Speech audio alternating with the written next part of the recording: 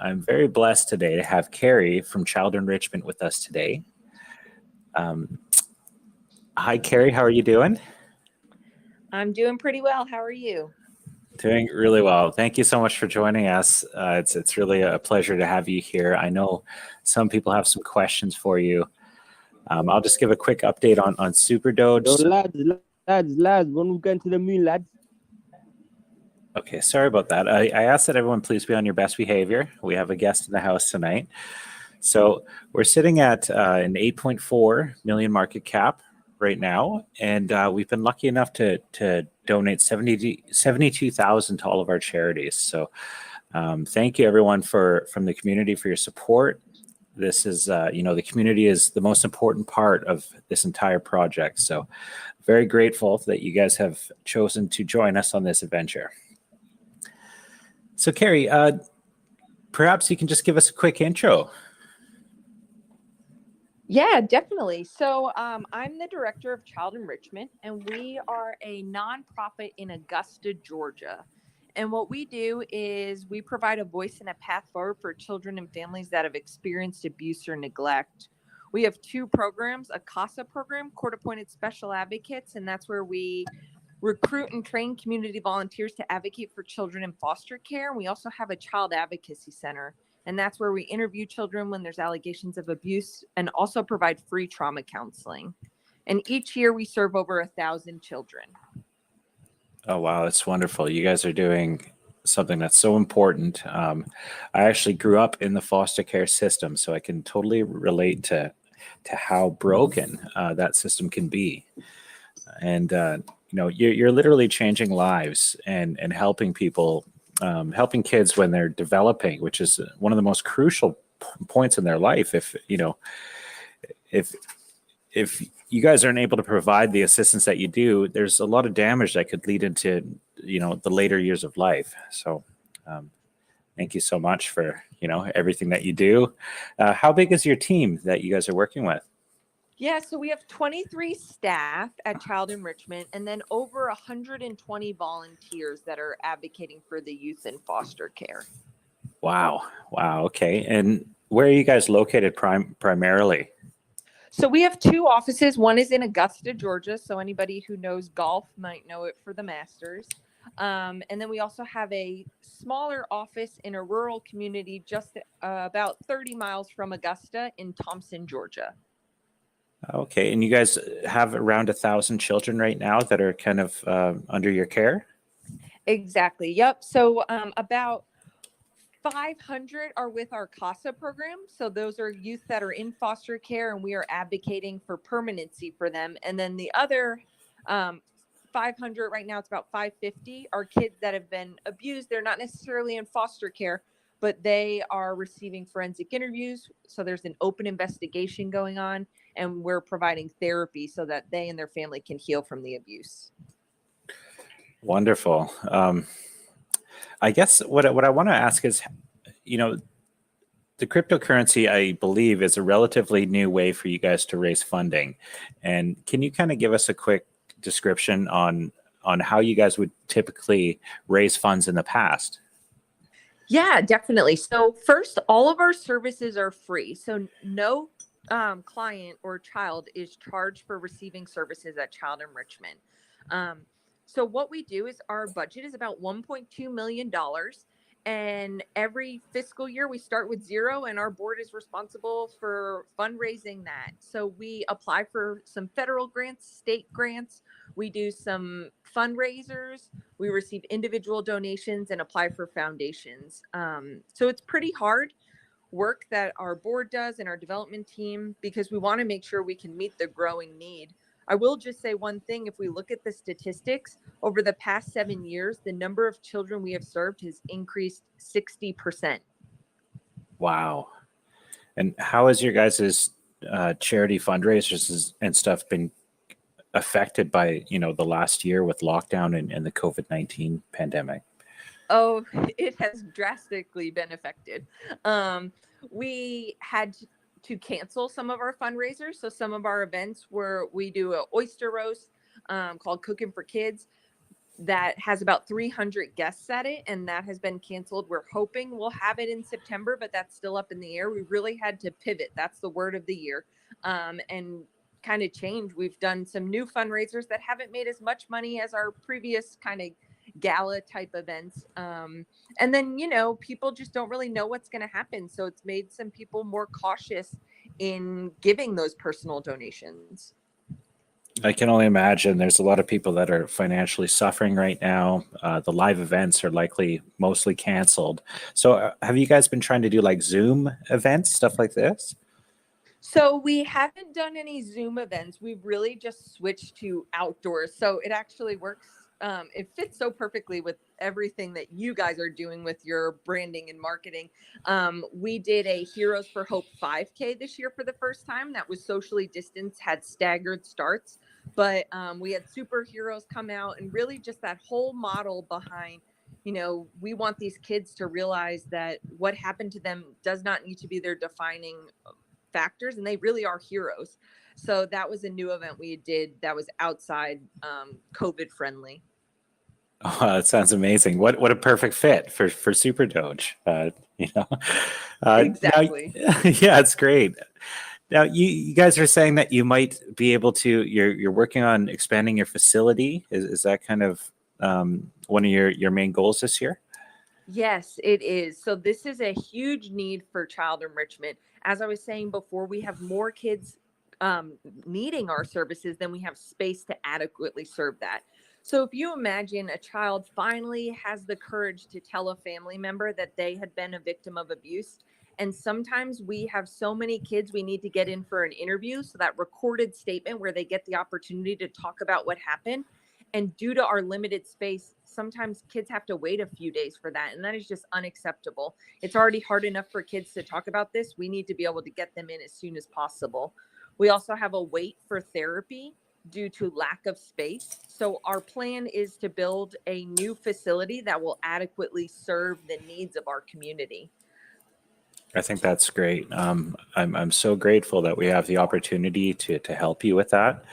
And now, with that being said, I guess we'll open the floor to questions. Did anyone have any questions that they'd like to ask Carrie? Please chime in if you do. I have a question, I guess, more of a fun question. Did you have any experience with crypto personally before you were reached out to? So, full disclosure, I am a crypto novice. I have learned a tremendous amount in the past week. And it is very entertaining to me and honestly mind-blowing. But I knew nothing about it. I mean, I had heard a little just on the news of this thing called Bitcoin. And now I feel like I know so much more. So that has been one of the most fun parts about this.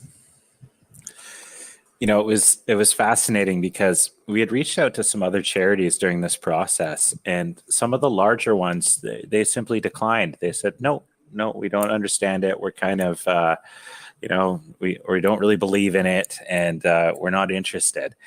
And so we actually had a hard time finding charities to actually accept our donations.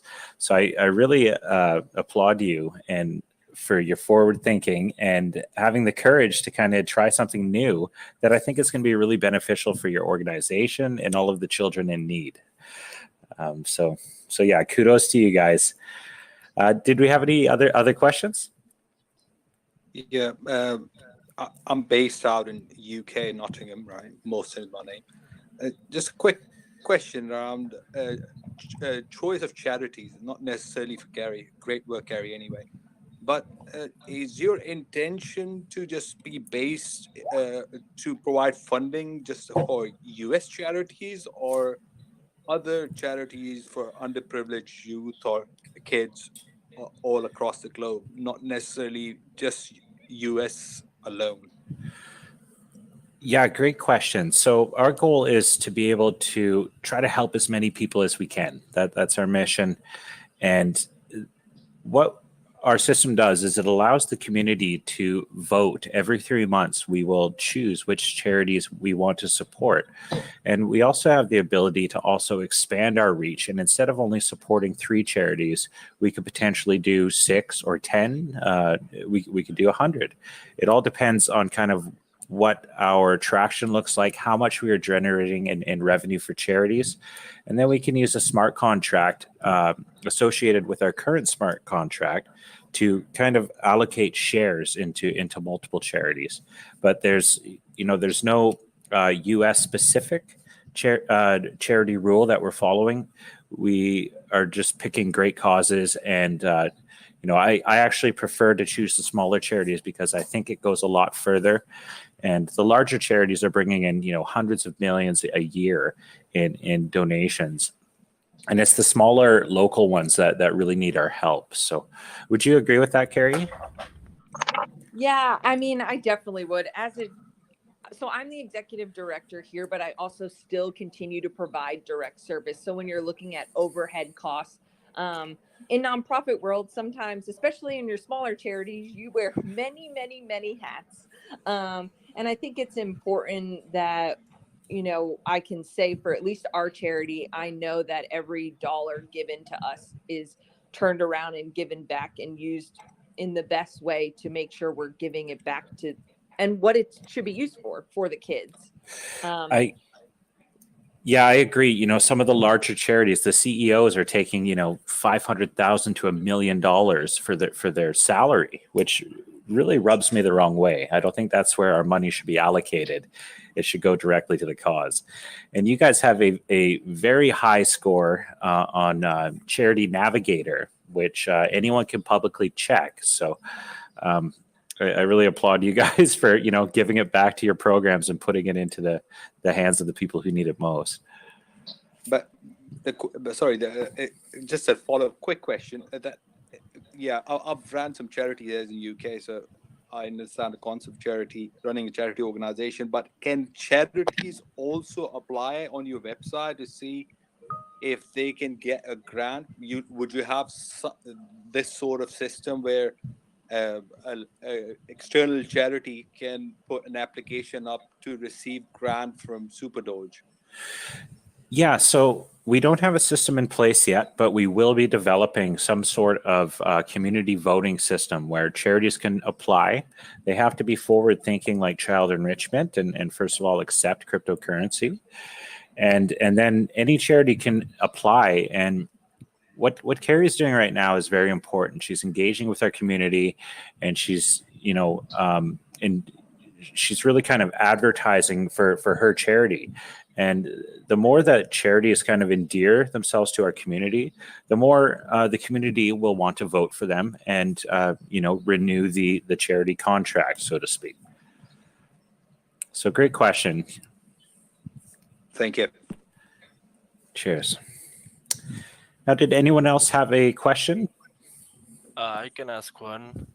I think this may be a question for both of you. In terms of future plans and probably associating with future charities as well. But would you consider in your plans for creating the superhero team to have like events with said children or said people involved in charities, like a real character which would appear in these events, which would in the process promote some marketing as well? That's my question. Yeah, it's a great question, and that is actually part of our vision. Is that SuperDoge is a crypto superhero, and our goal is to create a comic book series, an animated web series, NFT trading cards, like a collectible trading card set. And eventually we would love to do merchandise as well. So, I could see kids playing with, SuperDoge toys. Once we build out the characters, like Lemmy will be turned into SuperDoge's sidekick. And, we have visions of, kids in pajamas and going to war-torn countries and providing, plush toys and everything. We're going to try to take it as far as we possibly can go. Yeah, I'm a dog owner myself, and I love dogs. Not I really don't like cats though, but that's not the point. But I think also here's an idea.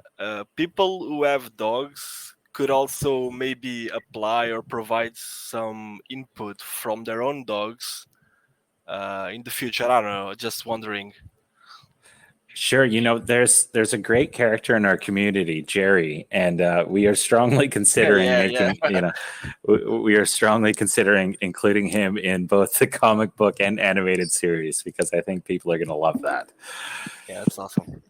And from the charity standpoint, as one of the charities already working with you guys, just some of the ideas we had thought. As you know, you've heard me talking about our need for a new facility. So we are in the middle of a capital campaign. And with that comes naming rights. So what that means is, depending on how much money we end up receiving, it would fall into a category. So in our new facility, there could be like a SUPERDOGE conference room, or a SUPERDOGE like group therapy room. So depending, we have that already set up, policies and procedures related to that, but there would be that naming option. And we have just even talked about that Heroes for Hope 5K we were mentioning earlier. I could totally see, last year we had superheroes there, and I would love to see like a SUPERDOGE character there. That's amazing. So as you guys can see, we're at the very start of something very special, and we're only a week in, and what we've accomplished so far is absolutely incredible. As I mentioned before, $72,000 has been donated to each of our charities, and that's all you guys. That's the community. The community is the real strength and the backbone behind this entire project. Myself and my team, we're here to kickstart this and get the ball rolling, and eventually, there'll probably be a DAO where the community literally takes over control of the entire project. I feel like this is one of the best things about this project is the community so far. I've never seen as much logical and common sense holding people at the same time as having like legit conversations instead of just hearing a bunch of kids go off about something that might be exciting. I love seeing that this is actually doing something for not just us as investors or as a community, but also for these charities and kind of looking, like you said, at the smaller ones instead of the CEO of Red Cross or something taking the profits. So it's nice to be part of it. Just wanted to put that in. Thanks, Keith. So we're going to take one last question, you guys, and then we're going to wrap this up. So would anyone like to ask the final question? Sure. Okay. I'm just wondering whether or not there's going to be, I guess, broadcast on what the funds that were donated, like where it actually went and what it actually did and how it's actually being used. So I'll let you cover that, Carrie. Yeah, so that's at the local level here. We are in the process of working with one of our board members who works for the local ABC station on just doing a story about, I think we talked about it in the beginning. This is a very new concept.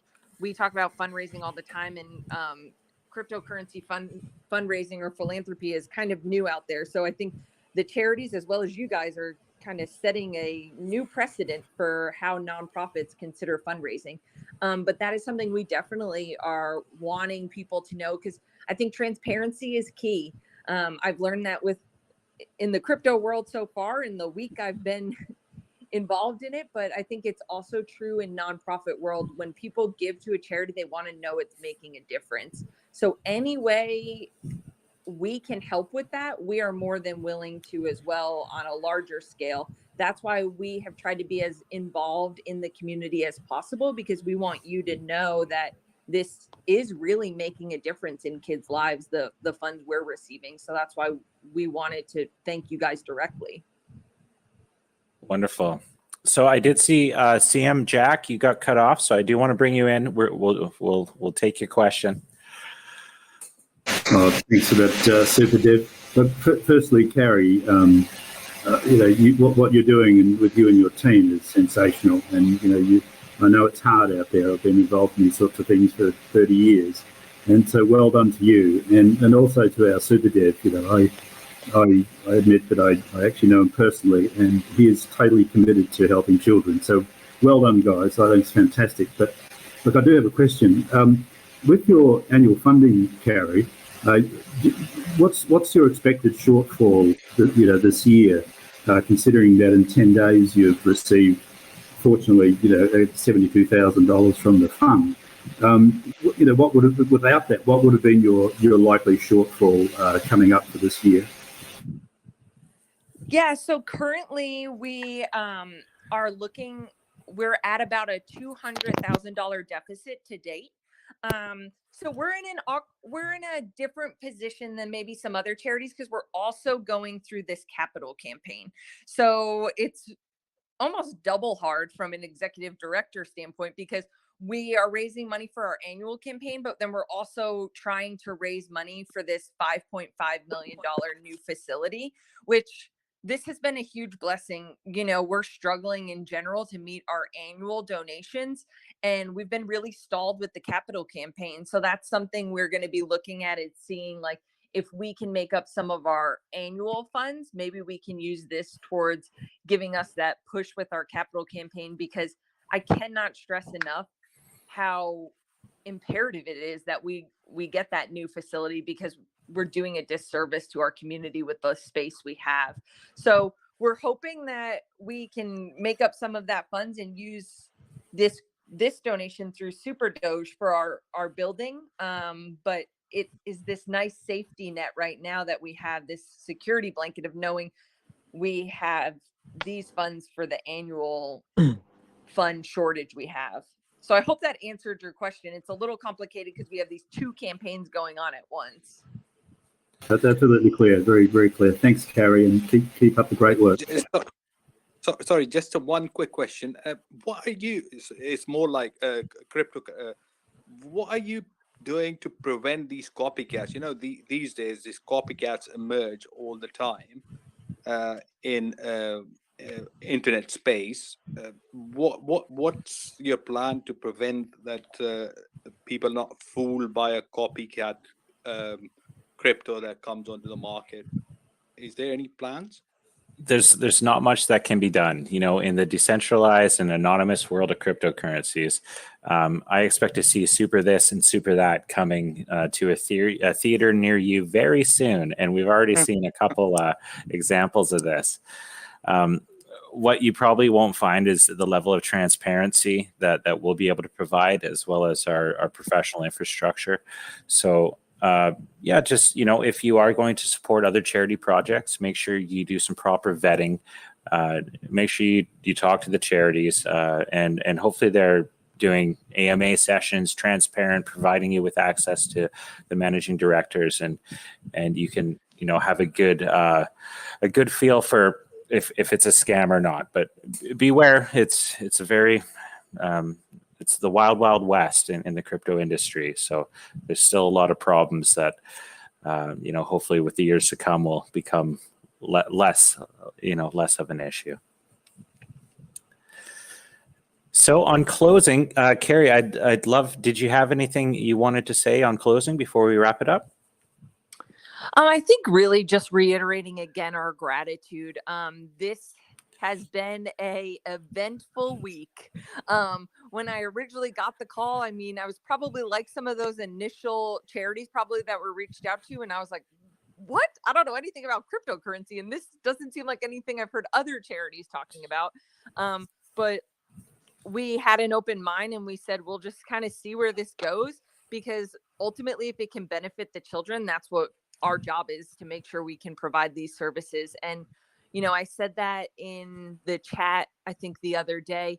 We always say that everybody can do something to protect children, and you guys are, by investing and being involved in this program. So thank you from one of the charities benefiting. Like, you have no idea the impact this is going to be making on our organization.